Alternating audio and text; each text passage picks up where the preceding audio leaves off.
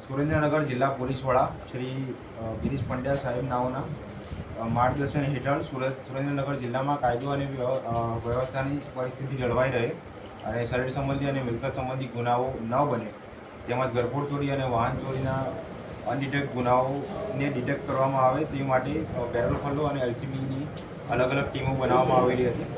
તે દરમિયાન એલસીબી અને પેરોલ ફંડોની અલગ અલગ ટીમોમાં એલસીબી પીઆઈ શ્રી જે જાડેજા સાહેબ અને પીએસઆઈ શ્રી જે પઠાણ નાઓને એક બાતમી હકીકત મળેલ કે કલાભાઈ કેશુભાઈ સરવૈયા, રાહુલભાઈ ભીથાભાઈ સરવૈયા અને શક્તિભાઈ ઉર્ફે લાલો સાગરભાઈ થરેસા એ ત્રણેય સુરેન્દ્રનગરના રહેવાસી છે અને તેઓ સુરેન્દ્રનગર વિસ્તારમાં ઘરફોડ ચોરીઓ કરે છે।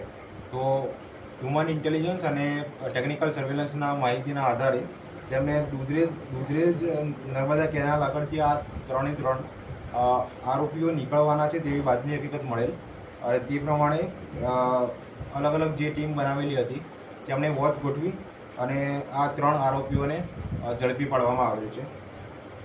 તેમણે ત્રણ ગુના જે અનડિટેક્ટ હતા તેમને ડિટેક્ટ કરવામાં આવેલા છે। એક ગુનો સુરેન્દ્રનગર સિટી એ ડિવિઝનનો છે જેમાં સંપૂર્ણ મુદ્દામાલ કબજે કરવામાં આવેલ છે। સિટી બી ડિવિઝન અને સિટી બી ડિવિઝનના બે ગુના છે જે અનડિટેક્ટ હતા એને ડિટેક્ટ કરવામાં આવેલા છે। આ સિવાય કુલ 8 જેટલા ગુનાઓની કબૂલાત આ ત્રણ આરોપીઓએ કરેલી છે। કેટલો મુદ્દામાલ કબજે કર્યો? સિટી એ ડિવિઝનનો 93,730 રૂપિયાનો મુદ્દામાલ કબજે કરવામાં આવેલ છે અને સિટી બી ડિવિઝનના જે મુદ્દામાલ છે એ કબજે થયેલ નથી, પરંતુ નિવેદનમાં જે પણ સોનીને ત્યાં